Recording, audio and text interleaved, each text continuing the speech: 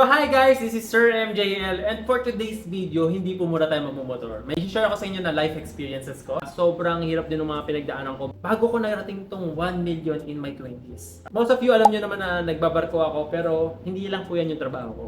Nagjo-joyride din po ako tsaka angkas pag nakabakasyon. Tapos nagbablog, ayan, nag-earn din tayo sa pagbablog natin. At bukod doon, nagbebenta rin po ako ng mga iba-iba. Kunyari, nagbebenta ako langis, nagbebenta ako sombrero, nagbebenta ako ng salamin. May tindahan kasi kami ng school supplies and sari-sari store. Sa magulang ko yun, pero naglalagay din ako ng mga items ko para ibenta ko. Paano nagkatanong kayo, Sir MJ, ba't ang dami mo naman kinukuha trabaho? May anak ka na ba? Unang-una po, wala pa po akong anak. Tapos, nakatira pa po ako sa bahay ng magulang ko. Wala akong ibang expenses. May pusa lang ako, yun yung pinapakain ko. Halika to, Mingming. Busy ito yung pusa ko. Na-realize ko to kasi aga rin ako nagtrabaho. Balik muna tayo sa nakaraan ko. So first of all, graduate ako ng Lyceum of the Philippines University, Manila. Wala akong any awards, wala akong honor. I'm just an ordinary guy. Actually, pag nalaman nyo yung grades ko, matatakot kayo kasi most of them tres, parang malapit na siyang bumagsak. So puro pasang awa. Pero shout out sa mga kaklase ko na nagpapakopya sa akin. Kung hindi dahil sa inyo, hindi ako makagraduate, hindi ko matutupad yung mga pangarap ko. Kaya hanggang ngayon, hindi ko pa rin sila nakakalimutan. Lagi ko silang pinapasalamatan nung nasa barko na ako. Shout out sa inyo. Bago ako gumraduate sa Lyceum Manila, nag-internship ako sa Sofitel. I was one of the lucky ones kasi that time yung Sofitel talaga sobrang number one sila. Sila Barack Obama, yung Prime Minister ng Japan, sila Selena Gomez, sila Steve Nash. Ayan, may picture kami. Talagang sila yung mga naging guest namin doon. Pero unfortunately, nagsarado na si Sofitel eh. Kasi yan sa mga reason kung bakit tayo nakapagbarko. Kasi yung after 1 year ko ron, parang exactly na 1 year ako, pumunta ako sa Intramuros, naghanap ako ng agency sa pagbabarko, lakas loob, walk-in, kasi ang college ako talagang sobrang crave ko sa pangarap ko noon na sobrang hassle ako sa pangarap ko noon kasi hindi naman mataas grades ko, paano pag hindi ako nagpaka-bibo, hindi ako nagpaka-diskarte, mahihirapan ako kasi sa taas ng competition. So ito naman ako na harding kagad tayo noon. So, yun. Nung nasa Sofitel pala ako guys, minimum lang sahod ko noon And then, nung nagbarko tayo, nag 3 times to 4 times yung salary ko noon. Pero, just so you know, hindi yung sagot sa pagkakaipon ko ng pera. Kasi, after ko magbarko, naghanap-hanap ako ng iba-ibang barko. Nag-tanker ako, nag-yate ako. So, nakatotal na 5 na company ako. So, maski wala pa dyan yung mga inaplayan ko, iba na nakapasa ako. Pero hindi ko na natuloy kasi ang tagal nila magpaalis. So, na-realize ko guys na kahit anong laki ng sahod mo, walang matitira sa'yo kung hindi ka marunong humawak ng pera. Kahit anong trabaho ko, kahit anong pag-joyride ko sa labas, magbilad ako dyan sa araw, magbenta ako ng kung ano-ano, hindi ka makakasave ng pera kung magiging alipin ka ng lifestyle mo. Ayan po yung nangyari sa akin kasi nung unang pagbabarko ko, first time ko makahawak ng ganong pera. Wala ako dati sapatos. Sapatos ko dati talaga pudpud na. Tapos nangihiram lang ako ng sapatos sa tatay ko, ganyan. Hindi naman kami mahirap, pero average naman kami. Pero still, pera ng magulang ko yun. So ako, as a person, wala pa rin akong pera. Kaya nung nakapagbarko ko, lahat ng mga hindi ko na-experience, nung sumasahod ako ng minimum na sahod, doon ko lahat nagawa. So lagi ko rin sinasabi sa sarili ko na deserve ko to eh. Kasi pinagpaguran ko to eh. Yan yung motto ko noon na pag lumalabas ako, hindi ko tinitignan talaga yung mga price. Talagang kuha lang ako ng kuha. Doon ko nakabili ng iPhone 10. Kakalabas na ng iPhone 10 noon. Talagang lahat ng gusto ko binili ko. Which is, nangyari yon, naging habit ko yun na hindi ko namamalayan na ganito na pala yung character ko. Nataas pala ng cost of living ko. Na pag umuwi ako, magbabakasyon kami ng 2 months, 8 months contract, 2 months vacation, ubos yung pera ko. May matitirang 30,000, ganyan. Minsan pa nga, nung mga katagalan pa nga, nagkakautang pa eh. Tapos, doon ko na-realize na parang may mali. So, di nagkatagalan, sabi ko, pag umuwi ako, kailangan may pinagkakakitaan ako. Nag-joyride ako. Actually, angkas muna ako. Sumali muna ako sa angkas, tapos sumali rin ako ng joyride. Kasi ang na-realize ko, hindi pwedeng puro palabas ng pera pag umuwi. So doon na ako nag-start magbago kasi ilang taon na rin yung nasayang ko sa barko na yung lifestyle ko sobrang hirap na laging ubos yung pera, parang walang nangyayari. Yung pagod at sakripisyo mo, tumatanda na ako sa barko na parang yung iba na enjoy pa nila yung 20s nila. Ako di pa ako gumagraduate, nag-work na ako, tapos dire-diretso ako sa barko. Parang nung unang sapa ko pa nga sa barko guys, umiyak ako eh, na parang ang hirap pala na ito pala yung buhay ng OFW. Kaya sobrang saludo ko sa mga OFW kung napapanood nyo to. Sobrang idol ko kayo kasi sobrang alam ko yung pinagdadaanan ninyo na hindi ganun kadali. Nakikita kasi natin sa picture Facebook na laging lumalabas yung mga seafarer, ganyan, kain dito. Pero there's a story behind that. Actually kami mga seafarer, magaling kami magsinungaling. Magaling kami magano sa social media. May kasama nga ako nangihingi sa akin ng picture nung lumabas ako. May picture ka ba dyan? Bakit hindi ka ng picture sa akin? Pupost ko lang para nakikita nila na lumalabas ako. Na may upload lang siya. Mahirap kasi yun na pinipilis natin yung ibang tao. Hindi naman talaga siya masaya. Kailangan mo lang talaga gawin yung pagbabarko kasi kukumpara nyo sa Pilipinas. Actually, kukumpara nyo naman kasi sa minimum na sinasahod namin doon. Alaki naman kasi ng opportunity talaga na makukuha sa barko. Pero ano bang kapalit ng opportunity na yun? Malayo kami sa mahal namin sa buhay. Tapos yung iba na kasama ko na may anak, lumalaki na yung anak nila sa litrato. Alam mo yun, hindi na nila nakasama. Kasama na 8 months. Tapos 2 months sa sasampa na naman ng 8 months. Alam niyo yun, na para makabawi sila minsan sa anak nila, pag uwi nila, pupunta sila ng Palawan, pupunta sila ng Boracay. So maubos din yung pera nila at hanggang kailan nila gagawin sa pagbabarko yan habang buhay. So ito nga yung gusto ko i-share na actually ito na yung parang pinakahuling kontrata na ginawa ko sa pagbabarko. Mukhang titigil na talaga ako.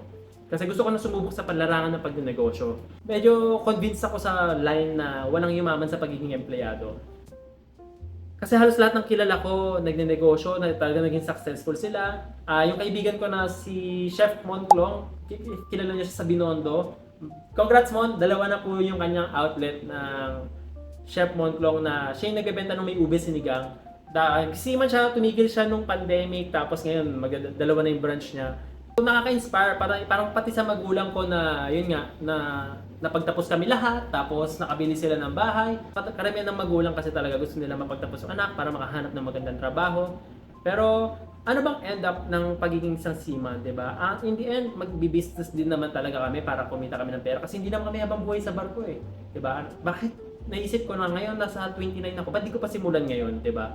Na hanggat wala pa akong anak, di ba, na kailangan buhayin. So, parang gusto ko na i-take yung chance na kung dumating naman ako sa time na yon, may na-build na akong business. Kasi sa pagsisiman po guys, pag bumagsak kayo sa medical, hindi na kayo makakasampa. Ano na mangyayari sa buhay niyo kung bagsak kayo sa medical, di ba? Di ba? Maghaharap kayo ng work dito sa Pilipinas sa sobrang daming competition na minimum yung sahod mo, tapos 'di ba wala pa ganong benefits, tapos kakainin pa ng inflation. Sobrang hirap talaga. Kaya gusto ko talaga i-share to kasi gusto ko maging way din yung channel ko to communicate, to help people, to share stories na nangyayari naman talaga sa everyday life. Pinaka-source ng bakit tayo naghihirap kahit anong laki ng sahod natin, kahit anong grind natin, is yung lifestyle natin. Katulad sa pagmumotor, 'di ba? Sobrang tayo, guys, lahat ng accessories binibili natin sa motor. Di tayo nagtitipid pagdating sa piyesa ng motor. Pero hindi natin na-realize na yung pera dapat natin, ginagamit natin para gumawa pa ng ibang pera. Kaya nga ngayon, sobrang tinatry ko talaga mag-hustle kasi yun yung mga hindi ko nagawa before. Ilang taon din yung nawala sa akin, nasayang. Actually, hindi naman siya nasayang kasi hindi ko makukuha to experience na to kung hindi ko siya pinagdaanan eh, 'di ba? Hindi ko masasabi sa inyo yung mga wala ako sa harapan ninyo para sabihin to kasi kung hindi ko siya pinagdaanan. So, thankful pa rin ako kay God kasi si God talaga yung pinaka-backer ko. Nung nag-tanker nga ako, sabi sa akin, paano daw ako nakasampa ng tanker? Sino daw backer ko? Kasi halos lahat ng kasama ko sa tanker may backer. Sabi ko wala akong backer. Ang backer ko talaga si God.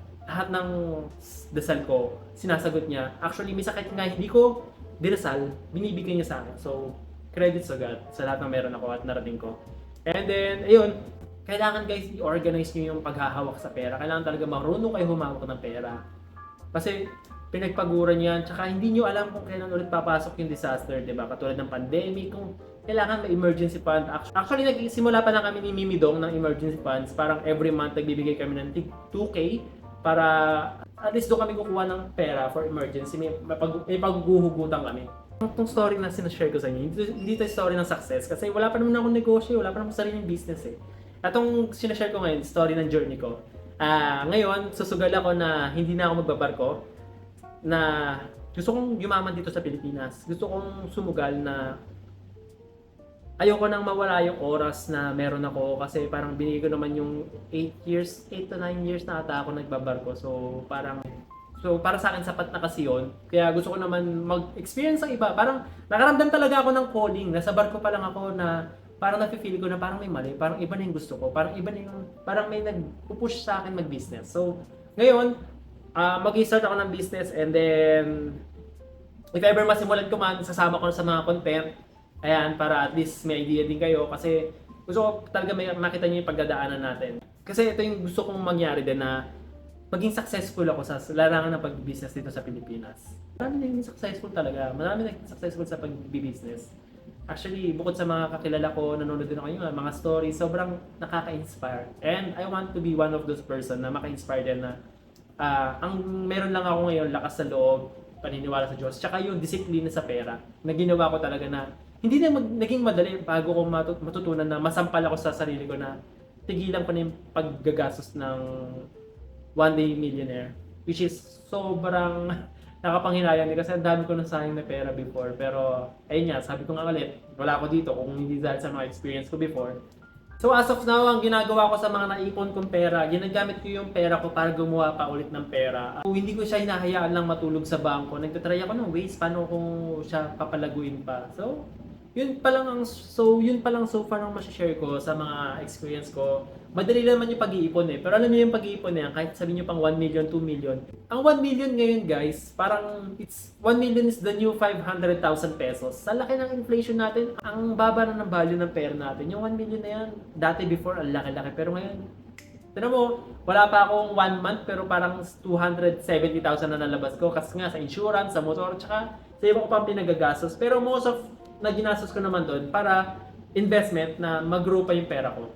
Hindi pag-iipon ng solusyon guys, kasi ang ipon nauubos.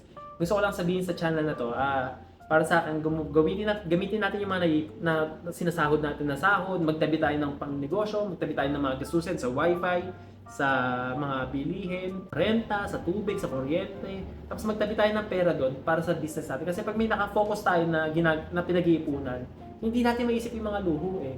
Hindi natin mag-iisip mamasyal sa ginto, guys, walang masama mag-enjoy. Pero balance is the key. Always balance. Kasi ang sakit din naman nung sobrang pag-ipon mo tapos mamaya matepo ka diyan, 'di ba? Asan nila ng pera mo, madadala mo pa sa hukay yan, 'di ba? Pero dapat balance lang talaga kasi pag ganyan yung mindset mo na you only live once, ang hirap nun guys. Ganyan yung ginawa ko dati, which is very wrong. Kasi ayaw mo man at sa gusto, darating yung time na disaster, darating yung time na kailangan mo ng pera, darating yung time na magkakasakit ka, may magkakasakit sa pamilya mo, at kailangan mo ng pera para magawain yun. Money can't buy happiness, but money is necessary for almost everything na nangyayari sa mundo. Kailangan natin ng pera. Ayun lang talaga yun. Ito lang yung pinaka-short details na para naipon ko yung 1 million pesos, magtrabaho at magtipid. So, baguhin niyo yung lifestyle niyo na huwag niyo na i-impress yung ibang tao, okay lang. Ako, actually guys pakita ko lang yung sapatos ko, wait lang. Itong sapatos ko guys, 2021 pa to. Nakailan sampan ako ng barko, ito hinadala ko. Noong natuto ko noong 2021, kasi sumampa ako 2017 sa pagbabarko, 2021 natutunan ko na ayoko bumili ng bagong sapatos. Bibili na lang ako kung sira na. Kadalasan, karamihan sa gamit ko, ganun na yung ginagawa ko. Papalitan ko na lang pag sira na. Kung di pa nga ako bigyan nung nanay tatay ko ng sapatos, niregalo kasi nila ako sa Pasko, nung Pasko. So, yun lang yung naging bago ko sapatos. Pero wala talaga akong intention bumili. So, para sa akin, gawa kayo ng small steps, magsulat kayo. Actually, ginagawa ko sa barko guys, nilalagay ko lahat ng expenses ko. Nilalagay ko kunyari motor, ADV 160, yung mga accessories ko, magkano magagastos ko. Yung kunyari, kami ni Mimidong, mag-date, may mag-birthday, lalagay ko lahat yan. Tapos ito total ko yan. Kung magkano lahat ng magagastos ko. Tapos, gagawa rin ako ng total ng magkano maiipon ko sa buong barko na yun, sa buong kontrata na yun. Kunyari, 6 months ako sa barko. Pero kasi may overtime kami, ganyan. Kaya medyo malaki minsan. So, hindi pa rin sakto, pero buwasan mo siya, tapos makikita mo na kagad yung estimated pa lang to, hindi pa to yung exact result na magkano may uwi mo per contract. So, at least doon pa lang, nasisimula mo na kung nakokontrol mo na yung pera mo, di ba? Gawin niyo yung pagiging empleyado para makaipon ng pera. Hindi masama maging empleyado. Kaya nga, na-follow nyo lang din yung dreams nyo. So guys, sobrang daldal ka na, ang dami ka ng pinagkasabi. Nagugutom na ako, know-how na ako. Sana marami kayong natutunan sa video na to. So, please do comment down below on what you think. O share din kayo ng mga experiences nyo. Para makita rin ng ibang nanonood na maraming nakaka-experience ng ganitong sitwasyon. So, ayun nga, good luck sa atin and good luck sa inyo. Kaya natin to. So, bye-bye guys. Thank you.